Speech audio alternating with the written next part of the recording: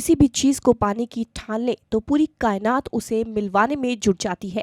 कुछ ऐसा ही कर दिखाया गिरिराज महाराज ग्रुप ऑफ इंस्टीट्यूशन के चेयरमैन और वरिष्ठ अधिवक्ता गोपाल प्रसाद शुक्ला ने। 31 जनवरी 1951 को छाता के गांव सेही में साधारण परिवार में जन्मे गोपाल प्रसाद शुक्ला ने प्राथमिक शिक्षा गोवर्धन से की और ग्रेजुएशन बीएसए कॉलेज से करने के बाद एलएलबी की। बचपन से ही कुछ अलग करने की जिद और परिवार के प्रति जिम्मेदारी ने अधिवक्ता बनने के सफर की शुरुआत करा दी। अपनी मेहनत और लगनशीलता के अधिवक्ताओं के बीच में अपनी एक खास पहचान बनाने के बाद गोपाल प्रसाद शुक्ला ने शिक्षा जगत में अपना कदम रखा और गिरिराज महाराज लॉ कॉलेज की स्थापना की। आज एक कॉलेज से शुरू हुआ पौधा बड बन चुका है और गिरिराज महाराज ग्रुप ऑफ इंस्टीट्यूशन के बैनर पर कई कॉलेज संचालित किए जा रहे हैं। गोपाल प्रसाद शुक्ला कहते हैं कि उन्हें अपने जीवन में काफी परिश्रम करना पड़ा, लेकिन उन्होंने कभी हार नहीं मानी। राजनीति में अपना लगाव रखने वाले वरिष्ठ अधिवक्ता शिक्षाविद गोपाल प्रसाद शुक्ला राजनीति में भी सक्रिय रहे। आइए शख्सियत में मुलाकात करते हैं गोपाल प्रसाद शुक्ला से। नमस्कार, आप देख रहे हैं शख्सियत और शख्सियत में मुलाकात है ऐसे शख्स से जिन्हें आप कई रूपों में देखते होंगे। सामाजिक तौर पर एक वकील के तौर पर, एक शिक्षाविद के तौर पर हम बात कर रहे हैं गोपाल प्रसाद शुक्ला जी से। सर, पहले तो बहुत बहुत स्वागत आपका हमारे खास कार्यक्रम में शख्सियत में। हम लोग जो शख्सियत की बात करते हैं तो लोगों को लगता है कि बड़ी आसानी से एक मुकाम हासिल हो जाता है, तो कैसे ये मुकाम यहाँ तक हासिल हुआ, कैसी परिस्थितियाँ बनी और यहाँ तक क्या सफ़र कैसा रहा? देखिए सौरभ जी, मेरा जो जन्म हुआ वो छाता तहसील का गांव है सेही, जो बिल्कुल आज भी बड़ा इंटीरियर में है और आज भी बड़ी एजुकेशन की वहाँ प्रॉब्लम्स हैं। वहाँ मेरा जन्म हुआ। मेरे पिताजी एक किसान थे, लेकिन उनका विज़न ऐसा था, वो कम पढ़े लिखे आदमी थे, लेकिन विज़न उनका ऐसा था कि बच्चों को अच्छे से अच्छी पढ़ाई की जाए। तो हम 4 भाई थे, जिनमें मैं सबसे छोटा हूँ। तो मेरे पिताजी ने अब बड़े लड़के को, यानी हमारे बड़े भाई को, तो खेती में रखा। फिर उनकी इच्छा थी कि 3 जो उनके बेटे, एक इंजीनियर बने, एक डॉक्टर बने, और मैं छोटा हूँ तो मैं जो है वकालत की फील्ड में जाऊँ। तो मेरे एक भाई पढ़ने में होशियार थे, वो इंजीनियरिंग की फील्ड में चले गए। मुझसे बड़े भाई मेडिकल में चले गए, और मेरे लिए उन्होंने जो है ऑप्ट हमारे फादर ने किया कि तुम्हें अच्छा वकील बनना चाहिए। तो मैंने फिर अपनी, चूँकि गांव में एजुकेशन की व्यवस्था नहीं थी, हमारी नंसाल गोवर्धन के पास आनौर में थी, तो मेरी जो प्राइमरी एजुकेशन हुई वो गोवर्धन में हुई। आनौर से रोज़ाना गोवर्धन पढ़ने आते थे, और उसके बाद 8वीं के बाद फिर नवी से लेकर के जो शिक्षा हुई वो मथुरा में हुई। पढ़ने में मैं सब ठीक था, और चूँकि वकालत का फील्ड तय कर दिया गया था कि मुझे उसमें जाना है, तो 73 में मैंने बीएसए कॉलेज से एलएलबी फर्स्ट क्लास पास की और आगरा यूनिवर्सिटी को मैंने टॉप किया। उसके पश्चात उस ज़माने में एलएलएम की डिग्री बहुत रेयरेस्ट ऑफ रेयर हुआ करती थी। 16 साल तक एलएलएम का रिजल्ट जो है वो 0 रहता था। फिर भी मैंने मेहनत की, हिम्मत की और हौसले के साथ मैंने एलएलएम करने की कोशिश की, और 76 में मैंने आगरा यूनिवर्सिटी में गोल्ड मेडल के साथ जो है वो एलएलएम की। चूँकि एलएलएम उस समय होते नहीं थे, मिलते नहीं थे, तो बीएसए कॉलेज में चूँकि मैं पढ़ा भी रहा हूँ, मतलब पढ़ा, मातृ संस्था थी मेरी, तो वहाँ जो हेड रिटायर हुए सरमन लाल जी, तो उनकी जगह पे फिर मैं बीएसए कॉलेज में 79 में मैंने बीएसए कॉलेज में एलएलबी को, मतलब एज ए लेक्चरर ज्वाइन कर लिया। उसके साथ साथ ही मैं वकालत भी करता था। एलएलबी की क्लासेज जो है वो सुबह 6:45 बजे से शुरू हो जाती थी और 10 बजे तक चलती थी। तो मेरा रूटीन ये रहता था कि 7 बजे तक कॉलेज टाइम से पहुंच जाना, क्लास लेना, सीरियसली पढ़ाना, बच्चों से अच्छा इंटरेक्शन रखना, और फिर कचहरी पर अपना मेहनत करना। चूँकि मेरी पृष्ठभूमि वकालत की नहीं थी और बहुत एस्टेब्लिश लॉयर यहाँ पे थे जो ऑलरेडी कई पीढ़ियों से काम कर रहे थे, तो लोग देहात के उन्हीं को पहचानते थे, उन्हीं को जानते थे, उन्हीं की साख थी। लेकिन मैंने काफ़ी मेहनत की, और जब मेहनत की और रिजल्ट दिया, और रिजल्ट से फिर रिटर्निंग क्लाइंटेज होती है। अगर एक क्लाइंट संतुष्ट है तो वो दूसरे क्लाइंट से आपकी तारीफ करेगा, अपने रिश्तेदारों से तारीफ करेगा, तो आपका तो धीरे धीरे मेरे पास क्लाइंटेज बढ़ती गई, और एक टाइम ऐसा आ गया कि मेरे पास करीब करीब कचहरी का आधा काम हो गया। क्रिमिनल साइड में मैंने वकालत की। इधर बीएसए कॉलेज में मेरे छात्रों की संख्या बढ़ती चली गई। प्रदीप माथुर मेरे स्टूडेंट रहे, पूरन प्रकाश मेरे स्टूडेंट रहे, श्याम सुंदर शर्मा जो है ये भी 1 साल पढ़े, फिर बाद में उन्होंने LLB छोड़ दी। और भी तमाम ऐसे लोग हैं जो हाई कोर्ट में जज हुआ, कोई DM बने, IAS में चले गए, IPS में चले गए। काफ़ी लोग जो हाई कोर्ट और सुप्रीम कोर्ट में वकालत कर रहे हैं तो मेरे स्टूडेंट रहे। सीनियरिटी के साथ साथ चूँकि मैंने LLM के बाद जल्दी PhD कर ली थी, तो मैं फिर आगरा यूनिवर्सिटी की जो और एकेडमिक पोस्ट थी उन पोस्ट पे भी, जैसे एग्जामिनेशन का कंट्रोलर होना और डीन फैकल्टी ऑफ लॉ होना, एकेडमिक इंचार्ज होना, जो एग्जीक्यूटिव काउंसिल है उसका सीनियर मेंबर होना, ये सब पद भी मुझे जो है प्राप्त होते रहे। लेकिन शहर के बहुत अच्छे अधिवक्ता के तौर पर आपको जाना जाता है। जब चंद लोगों की बात की जाती है तो उनमें सबसे नाम आगे आपको गिना जाता है। तो एक अधिवक्ता का जब आप काम देख रहे थे, लोग काफ़ी प्रभावित थे, जिसने आपने कहा कि काफ़ी मेहनत के बाद अपना एक मुकाम हासिल किया, तो उसके बाद एक शिक्षाविद के तौर पर कैसे रुझान हुआ कि अब हमको यहाँ से आगे बढ़ना चाहिए? देखिए, शिक्षाविद हमारे श्याम सुंदर शर्मा हमारे विद्यार्थी भी रहे, श्याम सुंदर शर्मा हमारे मित्र भी हैं। ये शिक्षा मंत्री हुए तो इन्होंने ये एडवाइस की, चूँकि हमारा वकालत बहुत अच्छी चल रही थी, BSA कॉलेज में टीचिंग का काम भी अच्छा चल रहा था, उसके साथ साथ चूँकि मेरी मान्यता ये है कि भाई जितना आप मेहनत करना चाहें उतनी आपको सफलता मिलती है। तो मैंने बहुत सिंसियरली पढ़ाया। आप मेरे किसी भी स्टूडेंट को पूछ सकते हैं कि शुक्ला जी के बारे में आपकी क्या राय है, मतलब हमेशा बड़ी अच्छी ओपिनियन देंगी। मेरे किसी मुवक्किल से आप पूछ सकते हैं कि एज ए वकील मेरा क्या रोल रहा है, वो हमेशा तारीफ करेगा। इसके साथ साथ मैं शाम के टाइम जब फ्री हो जाता था कचहरी से, फिर राजनीतिक गतिविधियों में भाग लेता था। तो यहाँ मैं शहर कांग्रेस कमेटी का अध्यक्ष भी रहा, तो शाम के टाइम तमाम मीटिंग वगैरह भी किया करते थे, उसमें भी टाइम एनर्जी दिया करते थे। तो ये सब जो है बड़ी शांति से और अच्छी तरह से चलता रहा। चूँकि श्याम सुंदर शर्मा शिक्षा मंत्री बन गए, एक गवर्नमेंट की पॉलिसी ये आई कि भाई शिक्षा का ज़्यादा से ज़्यादा बढ़ावा किया जाए।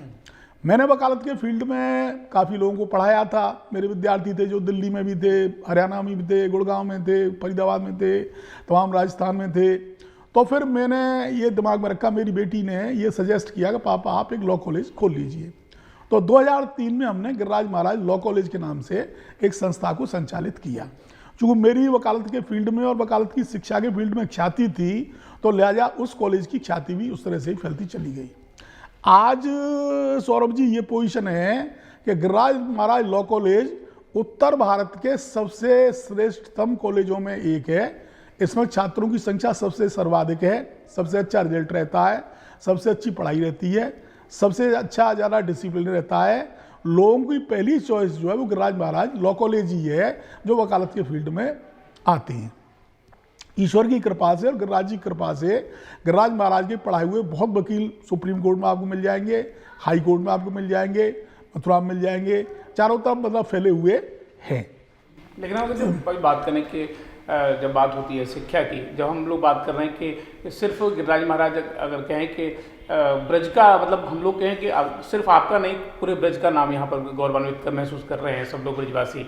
हम लोग जब एजुकेशन सिस्टम की बात करते हैं, शिक्षा की बात करते हैं, तो शिक्षा का स्तर कहाँ जा रहा है? क्योंकि विद्यालय कई खुल रहे हैं जिस तरीके से, देखिए शिक्षा का लेवल कहीं से, शिक्षा का नियंत्रण सरकार के हाथ में होता है और सरकार में भ्रष्टाचार चरम पर हो गया।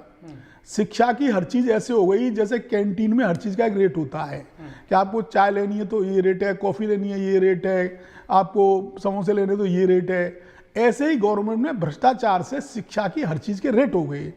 जब शिक्षा के वहाँ रेट हो गए तो शिक्षा का व्यवसायीकरण हो गया। शिक्षा का वो उद्देश्य नहीं रहा न सरकार की नज़रों में न शिक्षा व्यवसायियों की नज़रों में। अब जितने भी कॉलेज चल रहे हैं, जितनी भी संस्थाएं चल रही हैं, ये सब शिक्षा व्यवसायी चला रहे हैं और व्यवसाय की तरह चला रही हैं। कैसे रुपया व्यवसाय में लगता है और उस रुपये से रुपये कमता है, व्यवसायीकरण हो गया, पूरा व्यवसायीकरण हो गया। और उसके लिए टोटल सरकार जिम्मेदार है। आज भी अगर सरकार चाहे तो शिक्षा का स्तर 1 मिनट में 1 साल में सुधर जाएगा। लेकिन चूंकि सरकार में केवल जो पद दिए जाते हैं या तो पैसे से दिए जाते हैं या जाति से दिए जाते हैं या उनकी किसी संस्था के साथ कोई विशेष लगाव उसकी वजह से दिए जाते हैं। अब जैसे वाइस चांसलर नियुक्त किए जा रहे हैं तो वाइस चांसलर की नियुक्ति उनके एकेडमिक रिकॉर्ड से नहीं हो रही है। वाइस चांसलर की नियुक्ति ये हो रही है कि वो किसी खास संस्था से जुड़ा हुआ है कि नहीं है, वो वाइस चांसलर किस जाति का है। तो चूंकि जाति के आधार पर आप वाइस चांसलर नियुक्त करोगे, आप किसी संस्था विशेष से होने के कारण वाइस चांसलर नियुक्त करोगे, तो वो आदमी एकेडमिक रिजल्ट आपको नहीं देगा, अपने हितों को कहीं ना कहीं अपने हितों को देगा। ये देश का बड़ा दुर्भाग्य हो गया कि जितनी भी संवैधानिक संस्थाएं हैं, चाहे वो न्यायपालिका है, चाहे वो शिक्षा के क्षेत्र में है, चाहे स्वास्थ्य के क्षेत्र में है, सभी जगह जो उनके शीर्षस्थ लोग हैं उनका कोई आस्था न संविधान के प्रति है, न उनकी कोई आस्था देश के प्रति है। उनकी आस्था केवल अपने राजनीतिक आकाओं के प्रति है और उस सरकार के प्रति है जिस सरकार में उनको नियुक्त किया है। हम व्यवसायीकरण की बात करें तो कहीं ना कहीं लाभ जो शीर्ष पर बैठे लोग कहीं ना कहीं उठाते हैं, लेकिन भविष्य अंधेरे में युवाओं का जा रहा है। अब युवाओं में भविष्य तो अंधेरे में, आप यूं अंदाज करिए कि अकेले उत्तर प्रदेश में 350 इंजीनियरिंग कॉलेज बंद हुए, उसमें कम से कम एक इंजीनियरिंग कॉलेज में 100 लोग एम्प्लॉय अगर हैं तो 35,000 लोग जो अनएम्प्लॉयड हो गए, उनकी बिल्डिंग बेकार हो गई, उनकी लैब और फर्नीचर बेकार हो गए। ये सरकार की गलत नीतियों का परिणाम रहा कि आपने एक एक जिले में 20-20 इंजीनियरिंग कॉलेज खोल दिए। कभी ये प्रयास नहीं हुए सभी शिक्षाविदों द्वारा मिलकर कि हम लोग ऐसा करें कि भाई एक विद्यालय जो अच्छा चल रहा है उसको सरकार सहयोग करे, ना कि देखिए शिक्षाविदों में इस तरह की आपस में ये यूनिटी नहीं बनती है, वो तो व्यवसायियों की तरह स्पर्धा होती है कि स्पर्धा में कौन ज़्यादा आगे बढ़े और कौन दूसरों को पीछे छोड़े। इसलिए शिक्षा जो शिक्षा से लोग जुड़े हुए हैं उनमें इस तरह की कोई आपसी वो नहीं है गुडविल कि वो किसी चीज़ को अच्छी तरह करे। तो हर एक आदमी उसमें रहता है कि मैं ज़्यादा से ज़्यादा अच्छे से अच्छे संस्थान जो खोल लूँ, बाकी का सब बंद हो तो बेशक बंद हो जाए। अब जब शुरुआत में आपने अधिवक्ताओं के तौर पर जब आपने LLB की तो वो समय कैसा था और वर्तमान के अगर युवा देखिए उस समय वकालत का स्तर बहुत अच्छा था, न्यायपालिका का स्तर बहुत अच्छा था। नए वकीलों को अच्छे सीनियर जजेस, डिस्ट्रिक्ट जजेस वगैरह बहुत बढ़ावा देते थे, उत्साहित करते थे, कहते थे अगर कोई बात आज नहीं की जा रही है, नहीं समझ में आ रही है तो भाई तुम तैयार करके आना, मैं 2 दिन की तारीख दे देता हूँ। और जज बढ़ावा दे करके उनको जो उत्साहित करके उनके फेवर में ऑर्डर करते थे, उससे नए वकील और प्रोत्साहित होते थे। अब तो वकालत का स्तर भी गिर गया, न्यायपालिका का स्तर भी गिर गया, न्यायपालिका की साख बिल्कुल गिर गई।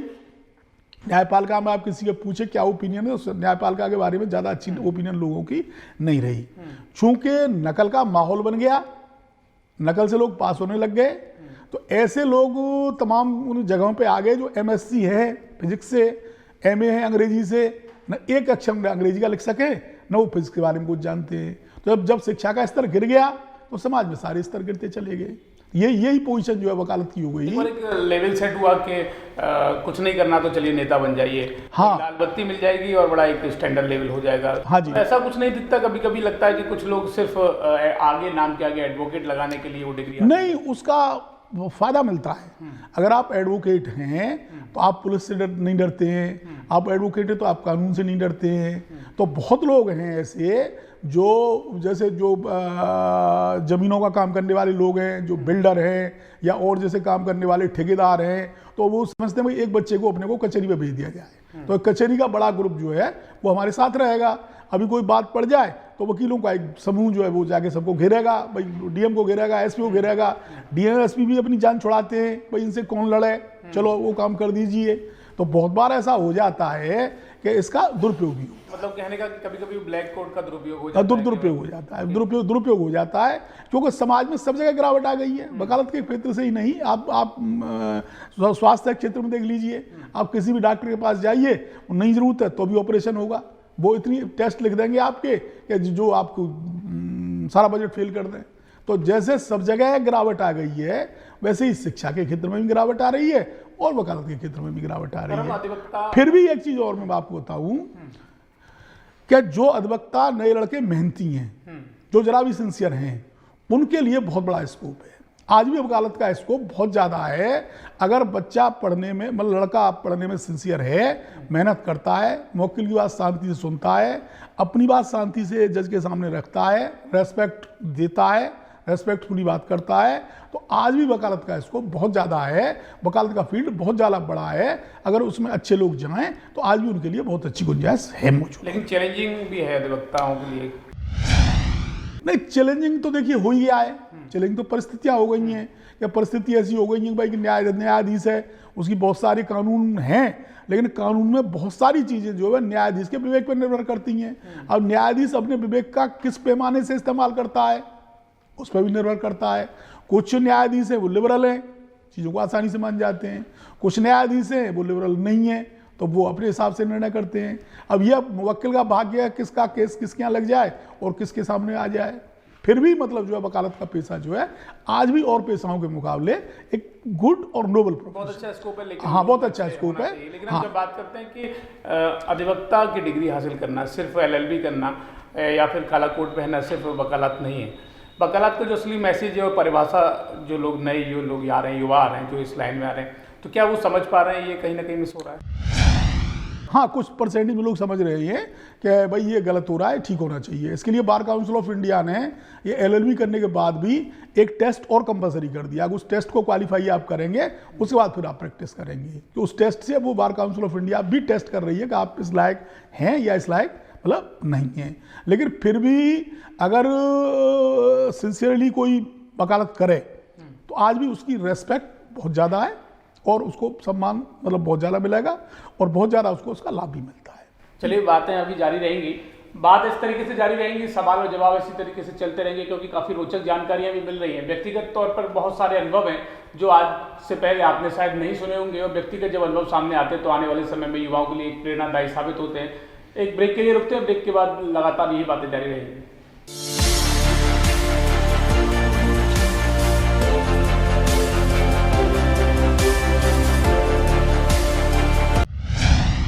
तो जब एक बिगुल फूका के अब वो राजनीतिक पार्टी के जरिए जनता के बीच में जाया जाए और एक इलेक्शन लड़ा जाए, तो वो अब कहाँ, लोग तो समझ रहे थे कि आप आएंगे इलेक्शन में, 2019 में भी महाराज जी से मुलाकात होगी कहीं मंच पर। मेरा मकसद कभी भी नेता बनने का नहीं था। मुझे अगर नेता बनना है, अगर मुझे चुनाव लड़ना है, मुझे लीडर बनना है, आज मैं जिस पार्टी से चाहता उससे मुझे टिकट मिल जाएगा, मैं चुनाव लड़ लूँगा। मैं नंदन जी तो खुद ही पार्टी है, तो नहीं, खुद ही तैयारी करते हैं। मैं तो चाहता हूँ कि मैं 4 लोगों को, अपने घर के लोगों को MLA विधायक बनवा देता है ऐसे ही, और जिस पार्टी से चाहूँ, क्योंकि सब मुझसे, सब मेरे लिंक में, सब मेरे अपने प्रेमी हैं, कोई मेरे से द्वेष किसी का नहीं है। लेकिन ऐसा नहीं है, मेरा मकसद ये नहीं था कि मुझे नेता बनना है। मैंने वहाँ भी अपनी पार्टी नहीं बनाई, किसी ने जो पार्टी बनाई मैंने जस्ट शायद मुझे लगता है 5 दिन के लिए मैंने उसका सपोर्ट भी नहीं किया होगा। आपने इंटरव्यू तो दिया था कि हम उस पार्टी के साथ हैं और हम हाँ, मैंने दिया था, लेकिन 5 मिनट, क्योंकि मैंने वहाँ की प्रतिक्रिया देखी, फिर लोगों ने मुझ पे एक लांछन लगाना शुरू किया, जो कि देवकीनंदन कभी बर्दाश्त नहीं कर सकता कि देवकीनंदन जी समाज को बांट रहे हैं, हिंदुओं को बांट रहे हैं। ब्रेक के बाद आपका स्वागत है और लगातार सवाल और जवाब जारी है। हम लोग बात कर रहे थे कि अधिवक्ताओं के तौर पर, लेकिन एजुकेशन सिस्टम की जब बात आती है, एक शिक्षाविद की जब बात आती है, तो कैसे देखते हैं, कैसा जब विद्यालय यहाँ स्थापना हुई, आपने बताया कि ऐसे वहाँ से कुछ कहा, श्याम शर्मा जी ने कहा, लेकिन कितना मुश्किल है स्थापना होना और फिर उसको संचालन में लाना। देखिए, समाज में सभी जगह मतलब थोड़ी सी गिरावट तो आ गई है, फिर भी बड़ा अच्छा लगता है कि जैसे हमारे गिरिराज महाराज कॉलेज में और B.Ed किए हुए जो छात्र हैं, मैं समझता हूँ कि 2004 से लेकर के और 2009 तक करीब 600-700 लड़के लड़कियों ने B.Ed गिरिराज महाराज कॉलेज से किया होगा, और उनमें से आज सब एम्प्लॉयड हो गए हैं।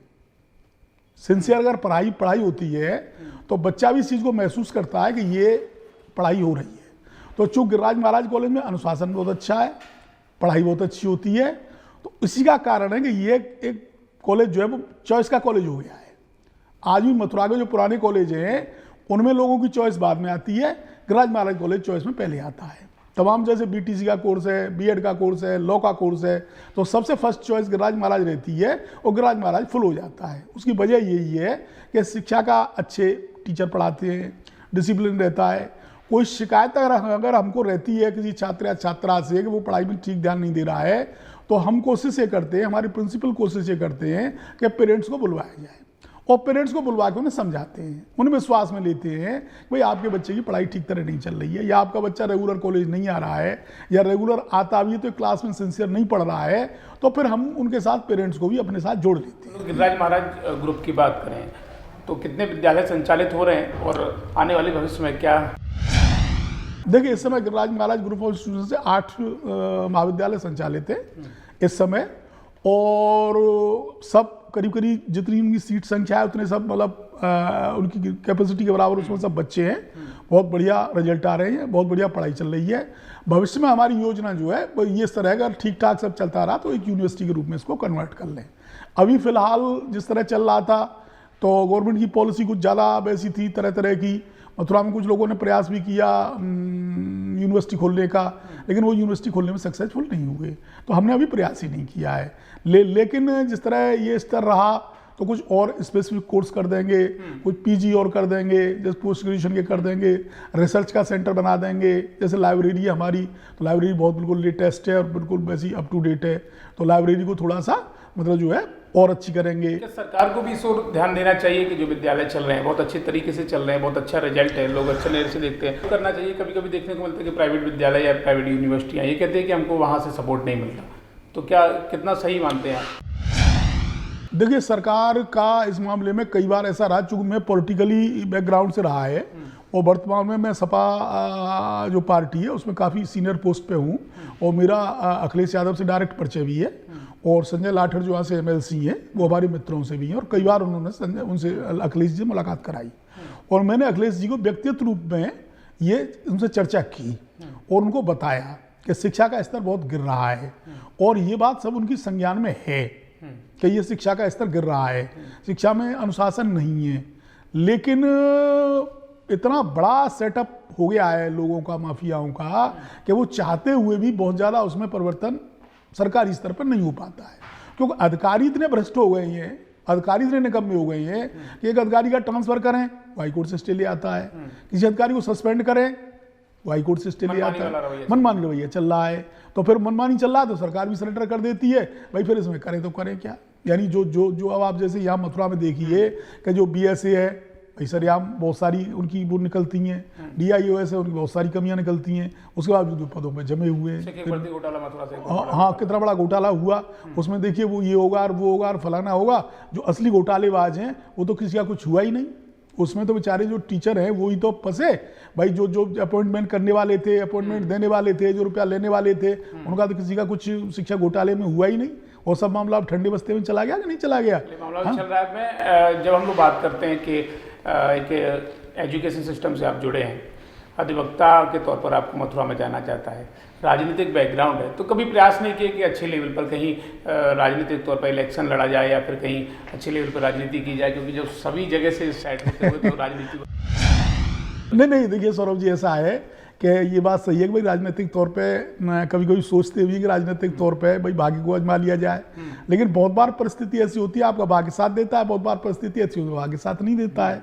एक बार मैं और कमलकांत उपमन्यु जो वरिष्ठ पत्रकार हैं, भाई हम बसपा में मायावती जी के पास गए और काशीराम जी से मुलाकात हुई, और काशीराम जी ने हम दोनों को बड़ा प्यार किया, और दोनों को ये कहा कि आपको MLA का चुनाव लड़ना है और निश्चित रूप से लड़ना है, और काफ़ी उन्होंने ये तय कर दिया कि आपको यहाँ से चुनाव लड़ना है। काफ़ी फिर हमने सोचा भी, लेकिन बाद में फिर ऐसा लगता है भाई जातिगत आधारों पे मथुरा का जो समीकरण है वो ज़्यादा फेवरेबल नहीं लगता है, तो चूँकि फिर ये लगा भाई जातिगत समीकरण है तो जातिगत समीकरणों में मामला नहीं बनेगा, तो फिर हमने ये सोचा भाई ज़्यादा बेटर ये कि भाई चुनाव के चक्कर में मत पड़िए, क्योंकि चुनाव में पड़ेंगे तो आप अच्छा खासा पैसा खर्च करेंगे और फिर पछता के उन्हें घर बैठेंगे। राजनीति जातिगत आंकड़ों में घूम जाती है। हाँ, हर छोटे से छोटा चुनाव, हमारे यहाँ 12 का चुनाव होता है, कोई आप बाढ़ का चुनाव देख लीजिए, आप नगरपालिका का कोई चुनाव देख लीजिए, विधायक का कोई चुनाव देख लीजिए, हर चुनाव जो वो जात पात पर टिक जाता है। जब लास्ट होता है तो हर चुनाव जो है वो जात पात पर टिकता है। अब जातवाद के कैलकुलेशन में आप कहीं बढ़ते हैं तो आपको चुनाव के लिए प्रयास करेंगे। उसके बाद कभी प्रयास किए कि अब तो माहौल और समय थोड़ा चेंज हो गया है, जिस तरीके से देखने को मिला है कि कुछ वोटर अब तो जागरूक भी हुए और देखते हैं कि विकास के तौर पर वोट मिले। बहुत कम परसेंटेज में अभी भी मेजॉरिटी जो है वो मतलब जात ही मेन क्राइटेरिया रहती है, बाकी का तो बहुत कम लोग हैं, 5 पढ़े लिखे हों, जैसे 5% 10%, लेकिन जो 60-70% आदमी है वो वोट का ही वो है। जैसे मायावती जी का वोट है वो सेट है, अखिलेश जी का वोट है वो सेट है, बीजेपी का वोट है वो सेट है, तो वो सब काय में सेट है, कास्ट से ही तो सेट है। अगर हम बात करें मथुरा की, हाँ तो क्या लगता है मथुरा में विकास हो पाया है? देखिए, मथुरा में कोई विकास नहीं हुआ, और जो कुछ संस्थाएं जो निजी रूप में कुछ निजी अच्छे लोग विकास कर भी रहे थे, तो सरकार का हस्तक्षेप जो उस विकास का नाश कर देता है। एक पत्रकार है काफ़ी नामी, वो मथुरा के तमाम कुंडों का, इन सब का वो जीर्णोद्धार भी करा रहे थे, उनको बनवा भी रहे थे, चल भी रहा था, लेकिन शासन ने उसमें डंगा डाला, उनको एक तरफ कर दिया और कुछ करके नहीं दिया। कहीं आप बता दीजिए कि शासन के स्तर पे। आप विनीत राणी जी की बात कर रहे हैं? हाँ, मैं विनीत राणी जी की बात कर रहा हूँ। कुछ लोकल भी विरोध हुआ, लोग कहने लगे कुछ नहीं, ऐसा लग रहा है कि कुंडों को बना तो रहे लेकिन उस पर अपना कब्जा कर रहे हैं। देखिए, आलोचना तो सब चीज़ की हो सकती है। मैं कह रहा हूँ बना तो रहे हैं, चलिए उन्होंने कब्जा कर लिया, उस कब्जे में से क्या निकाल रहे हैं वो, चलिए आप जो मानिए कि वो कब्जा कर रहे दौड़ हैं। में भी थे राजनीति। हाँ, लेकिन जो गंदगी पड़ी थी, जो जैसे जितिपुरा का कुंड था, ब्रह्मकुंड वृंदावन का था, आनौर का था, तो ये सब थे तो गंदगी खाने के, भाई कम से कम साफ सुथरे बंद हो गए। चलो वो कब्जा कर रहे हैं मान लो, तो वो कब्जा कर लें, लेकिन आम जनता को तो लाभ उसका प्राप्त हो ही रहा था। लेकिन वो राजनीतिक माहौल ऐसा बना। हाँ, तो ये मैं कहता हूँ, तो सरकार जो है मथुरा का कोई विकास, देखिए मैं बताऊंगा आपको, मदन मोहन मालवीय जी एक अच्छे नेता हुए पूर्वी उत्तर प्रदेश में, और उन्होंने बीएचयू की स्थापना की। उन्होंने लोगों से जमीन दान में ली, उन्होंने बड़े बड़े लोगों से पैसे दान में लिए और बीएचयू की स्थापना कर दी। आज बीएचयू पश्चिमी उत्तर प्रदेश, पूर्वी उत्तर प्रदेश के बच्चों के लिए इतना बड़ा शिक्षा का सेंटर है कि आज भी मतलब तकरीबन 1800 रुपये में आप बीएचयू में रह सकते हैं, हॉस्टल में खाना खा सकते हैं और आपकी पढ़ाई का खर्चा निकलता है। तमाम कोचिंग क्लासेस फ्री चलती हैं क्योंकि सरकार इतना रुपया देती है बीएचयू को, सेंट्रल यूनिवर्सिटी बन गई कि 100 करोड़ रुपया, 200 करोड़ रुपया बीएचयू को मिलते हैं। हब बन गया, लोग वहाँ हब बन गया, नहीं हब बन गया, और वहाँ से बच्चों की पढ़ाई होती है, और जो गरीब है वो हॉस्टल में रह के पढ़ सकता है। हमारे यहाँ एक से एक बड़े नेता हुए, पूर्व पश्चिम उत्तर प्रदेश से मुख्यमंत्री भी हुए, केंद्र में नेता भी हुए, लेकिन किसी भी नेता ने इस वर्ग बच्चों को रोजगार मिले, यहाँ के बेरोजगार रोजगार प्राप्त करें, ऐसा कोई कारण, कोई काम नहीं किया। अपना विकास हुआ, ब्रज का विकास, अपना ही विकास हुआ, ब्रज का विकास नहीं हुआ। तो खासतौर पर देखें तो मथुरा की अगर कोई एक समस्या आप बताएं तो क्या मुख्य समस्या जो लगता है कि वास्तव में इसका निदान जरूरी था और नहीं हो पाया? देखिए, अब जैसे मथुरा की एक जो थी शुगर मिल थी, भाई किसानों को काफ़ी लाभ भी मिल रहा था इसका, लोगों को एम्प्लॉयमेंट भी मिल रहा था जगह जगह। शुगर मिल एक मतलब शगुफा बन के रह गई और शुगर मिल जो है वो अल्टीमेटली बंद हो गई। इसके अलावा जितनी इंडस्ट्रियल एरिया में आप जाएं, जितने भी कारखाने चल रहे थे वो भाई वन रीजन और दी अदर रीजन, वो सब बंद हो गए, सबको अनएम्प्लॉयमेंट हो गया। सबसे बड़ी जो प्रॉब्लम है वो पढ़े लिखे लोगों को अनएम्प्लॉयमेंट की प्रॉब्लम है। कोई एम्प्लॉयमेंट जो है वो लोगों को प्राप्त नहीं हो रहा है। धीरे धीरे जब बेरोजगारों की फौज इतनी बढ़ेगी कि फिर ये आदमी जब इनको काम नहीं मिलेगा तो पेट भरने के लिए फिर ये क्रिमिनल एक्टिविटीज़ में चले जाएंगे, फिर ये स्मगलिंग करने लग जाएं, चोरी करने लग जाएं। मुख्य समस्या रोजगार की है, जो एक अच्छा रोजगार यहाँ पे चल रहा था। हाँ, तो कोई रोजगार मथुरा में या ब्रज में या पश्चिमी उत्तर प्रदेश में कोई रोजगार किसी भी मतलब नेता की तरफ से या सरकार की तरफ से कोई रोजगार की कोई व्यवस्था किसी तरह की नहीं की गई है। जब हम लोग बात करते हैं कि एक विद्यालय इतने बड़ा ग्रुप का संचालन करना एक अधिवक्ता के तौर पर और एक परिवार के दायित्व के तौर पर कैसे सब मैनेज होता है और कहाँ बड़ा सुखद आनंद होता है कि एक राजनेता हूँ मैं, शिक्षाविद हूँ, अधिवक्ता हूँ और एक परिवार की जिम्मेदारी, तो कहाँ लगता है कि बड़ा सुकून?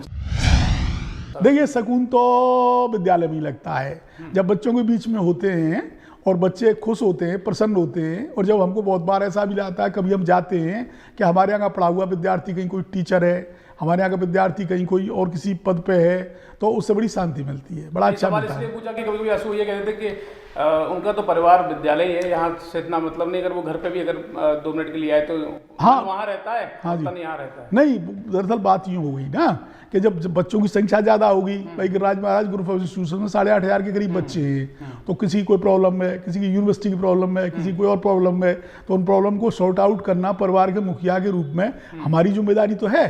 कोई बच्चे को परेशानी न हो, भाई मान लो बच्चों की मार्कशीट नहीं आ रही यूनिवर्सिटी की, बच्चा हमसे कहेगा, गार्जियन हमसे कहेगा, तो फिर हम प्रयास करेंगे भाई किसी भी तरह से बच्चों की टाइम से मार्कशीट आ जाए, जिससे वो अगले किसी कंपटीशन में बैठे हैं, किसी नौकरी में जाए तो वो उनको प्राप्त हो जाए। तो ये तो होता ही है कि जब आप जितनी तन्मयता के साथ, जितनी ईमानदारी के साथ आप किसी काम को करते हैं तो वो काम तो फिर आपके लिए मतलब प्राथमिकता रहता ही है। तो चूँकि हमारी प्राथमिकता ये है कि भाई हमारा शिक्षा का एक सर्वोत्तम संस्थान बने, तो फिर उसमें आपको पूरी टाइम एनर्जी तो देनी ही पड़ेगी, फिर आप किसी दूसरे के जुम्मे से नहीं कर सकते हैं। जब विद्यालय में कितना आवश्यक हो जाता है माहौल एक फ्रेंडली हो, जब हम देखते हैं कि आपसे भी कोई बच्चा सीधे जाके मिल सकता है, सुविधा हो तो उनसे भी मिल सकता है, तो कभी देखने को मिलता है कई बार ऐसा होता है कि बच्चे अपनी बात नहीं रख पाते ऊपर तक और बीच में बातें रह जाती हैं। और हम देखते हैं कि जब गिरिराज महाराज ग्रुप की हम बात करें, हम कभी आपके लॉ कॉलेज में जब जाने का मौका मिलता है तो सीधे मुलाकात बड़ा आसान है, तो कभी कभी जो बच्चों की बातें ऊपर तक पहुंचनी चाहिए वो नहीं पहुंच पाती, कई विद्यालयों में हमने ये सब देखा। नहीं, हमारे यहाँ देखिए सिस्टम ये है कि हर चीज़ के लिए हमने अलग अलग इंचार्ज टीचर बना रखे हैं जो हर एक मैटर को अलग अलग देखते हैं। जब कोई बच्चा या गार्जियन किसी प्रॉब्लम को लेके आता है तो हम बच्चे को अपने ऑफिस में बुला लेते हैं और जो कंसर्न टीचर है जो समस्या को देखता है हम उसे बुला लेते हैं। तो पहले तो बच्चे ही प्रॉब्लम को सुनते हैं, भाई उसी प्रॉब्लम क्या है, उस प्रॉब्लम के बारे में फिर हम उस टीचर से पता करते हैं उसने उस प्रॉब्लम को क्या सॉल्व किया, कैसे सॉल्व हो सकती है। तो जिससे बच्चे को पता चला कि ये टीचर देख रहा है ये प्रॉब्लम है और टीचर को भी मालूम पड़ा कि ये प्रॉब्लम है जो चेयरमैन की नॉलेज में आ गई है, तो फिर इसका सॉल्यूशन कुछ न कुछ बन जाता है। तो ऐसा भी नहीं कि हम टीचर से ही कह दें भाई कोई प्रॉब्लम ये है तुमने सॉल्व क्यों नहीं की, चुप हो गया साहब ऐसी कोई प्रॉब्लम नहीं है। आमने सामने जब होते हैं बच्चे और टीचर कंसर्न तो फिर प्रॉब्लम का सॉल्यूशन जो है हो जाता है, तो कोई सामान्यतः परेशानियां नहीं आती। इतने लंबे सफ़र में जब हम बात कर रहे हैं कि एक गांव और एक सामान्य परिवार से निकले हुए व्यक्ति, मथुरा और गिरिराज महाराज ग्रुप ऑफ इंस्टीट्यूशन के चेयरमैन के तौर पर लोग आपको जानते हैं, एक अधिवक्ता के तौर पर जानते हैं, एक सामाजिक तौर पर जानते हैं। कोई ऐसी चीज़ जो आपको लगता हो कि एक यादगार पल, एक अधिवक्ता के तौर पर कोई ऐसा इंटरेस्टिंग केस या एक शिक्षाविद के तौर पर ऐसा कोई मोमेंट जो आपको याद हो, लगता हो कि वास्तव में ऐसा कभी सोचा नहीं था और हो गया, तो कोई ऐसा? देखिए मैंने कभी ये नहीं सोचा कि मैं टीचिंग जॉब में चला जाऊंगा लॉ के में। आज भी जिनकी 35-36 साल की वकालत है जो मथुरा में प्रैक्टिस करते हैं वो सब मेरे स्टूडेंट रहे हैं। आप मेरे साथ कचहरी चलिए, पैर छूने वालों की लाइन लग जाती है। मैं सबको शकल से पहचानता हूँ, नाम से जानता भी नहीं हूँ, लेकिन बड़ा मन खुश होता है कि ये हमारे पढ़ाए हुए हैं। फरीदाबाद जाएँ, कभी गुड़गांव जाएँ, दिल्ली की किन्हीं अदालतों में जाएँ तो लोग लाइन लगा के पैर छूते हैं, तो बड़ा अच्छा लगता है कि भाई हमारे पढ़ाए हुए स्टूडेंट हैं। कभी कोई ऐसा मालूम पड़ जाए, जैसे मान लो मैं फॉर एग्जांपल मुझे एक काम था वन विभाग में, तो मैं जो फॉरेस्ट अफसर है उनके यहाँ गया, तो जैसे ही मैं उनके यहाँ गया तो जैसे ही आज के एक आदमी मेरे पैर छुए तो मैंने कहा भाई तुम्हारा क्या नाम है, तो उसने अपना नाम बताया और उन्होंने कहा साहब मैं आपका स्टूडेंट रहा हूँ, आपने मुझे जो है वो पढ़ाया है। तो आप किसी विभाग में कहीं भी चले जाइए, बिजली विभाग चले जाइए, बैंक में चले जाइए, कोई न कोई स्टूडेंट जो पुलिस जो सफर की पूंजी थी जो हाँ ये वो सही जगह इन्वेस्ट हुआ है और आदमी इस बात को ऑब्लाइज करते हैं। पुलिस में भी तमाम मतलब ऐसे अधिकारी हैं जो पढ़े हैं वो इस बात को ऑब्लाइज करते हैं कि भाई ये हमारे गुरु रहे हैं, तो हमको भी बड़ा गर्व से सीना ये रहता है कि भाई देखो हमने इनको पढ़ाया तो ये इस बात से ऑब्लाइज्ड है। अच्छा, आज भी कहीं हम जाएं और गिरिराज महाराज कॉलेज का कहीं जिक्र आ जाए कि हमारा गिरिराज महाराज कॉलेज है, आपका गिरिराज महाराज कॉलेज है, गिरिराज महाराज से, तो लोग बड़े सम्मान की दृष्टि से देखते हैं। गिरिराज महाराज का एक सम्मान की दृष्टि से नाम है, कोई ऐसा नाम नहीं है। जब हम लोग बात करें कि आज के युवाओं के लिए, क्योंकि खासतौर पर युवाओं के लिए प्रेरणा मिलना बहुत आवश्यक है, और अगर आज मैसेज अगर आप देना चाहें तो क्या कहेंगे आज के युवाओं के लिए? देखिए, युवाओं के लिए बड़ा कठिन संघर्ष का समय है और युवाओं को गंभीरता से अपने लक्ष्य को तय करना चाहिए, भाई मुझे क्या करना है और उस लक्ष्य को किस रास्ते से प्राप्त किया जा सकता है, वो उस रास्ते को तय करें और उसी के अनुसार उनको उसमें मेहनत करनी चाहिए। अब जमाना इजी नहीं रहा है कि आप इजीली किसी जॉब को प्राप्त कर लें, सब जगह कंपटीशन हो गए, जॉब में सब जगह एंट्रेंस टेस्ट हो गए और जॉब करना अपने आप में एक डिफ़िकल्ट हो गया। बहुत बढ़िया अंग्रेजी होनी चाहिए, बहुत बढ़िया कंप्यूटर की नॉलेज होनी चाहिए, बहुत आदमी को एक्टिव और अलर्ट होना चाहिए और बिल्कुल हर चीज़ में अपडेट होना चाहिए, तब वो जीवन में कहीं ना कहीं मतलब सेटल होगा। दो शब्दों में कहें तो क्वालिटी का जमाना है। हाँ, क्वालिटी का जमाना है। ना कॉपी पेस्ट नहीं कर सकते, आपको क्वालिटी बढ़िया करनी ही पड़ेगी। ऐसा हो सकता है कि अच्छी क्वालिटी में आपको शुरू में अच्छी जगह न मिले, लेकिन अगर आप लॉन्ग रन में कंटिन्यूअस मेहनत करते रहेंगे तो आप अपने गंतव्य स्थान को प्राप्त कर लेंगे, ये मेरा विश्वास है। बहुत बहुत धन्यवाद समय देने के लिए। आपने कई अनुभव सुने और जो अनुभव आपने सुने कि सबसे ज़्यादा जो महत्वपूर्ण है वो है क्वालिटी, और क्वालिटी होनी चाहिए। सिर्फ बातें कॉपी पेस्ट करने से काम नहीं चलेगा, आगे बढ़ने के लिए क्वालिटी होनी चाहिए। और हमेशा बुजुर्गों का सम्मान करें, क्योंकि बुजुर्गों से जो सीख मिलती है, आपके जो सीनियर हैं वो सीख देते हैं, वो काफ़ी ज़िंदगी में काम आती है। ऐसे ही मुलाकातों का दौर जारी रहेगा। शख्सियत में फिर होगी एक नई शख्सियत से मुलाकात, तब तक के लिए नमस्कार। तो जब एक बिगुल फूका के अब राजनीतिक पार्टी के जरिए जनता के बीच में जाया जाए और एक इलेक्शन लड़ा जाए, तो वो अब कहाँ, लोग तो समझ रहे थे कि आप आएंगे इलेक्शन में, 2019 में भी महाराज जी से मुलाकात होगी कहीं मंच पर।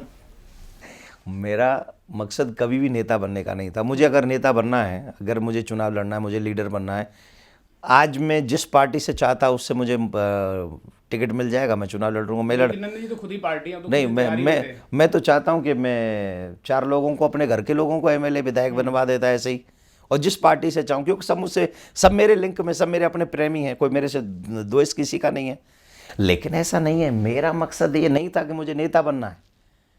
मैंने वहाँ भी अपनी पार्टी नहीं बनाई, किसी ने जो पार्टी बनाई, मैंने जस्ट शायद मुझे लगता है 5 दिन के लिए मैंने उसका सपोर्ट भी नहीं किया होगा। आपने इंटरव्यू तो दिया था कि हम उस पार्टी के साथ हैं और हम हाँ मैंने दिया था, मैंने, लेकिन 5 मिनट, क्योंकि मैंने वहाँ की प्रतिक्रिया देखी, फिर लोगों ने मुझ पे एक लांछन लगाना शुरू किया, जो कि देवकीनंदन कभी बर्दाश्त नहीं कर सकता कि देवकीनंदन जी समाज को बांट रहे हैं, हिंदुओं को बांट रहे हैं।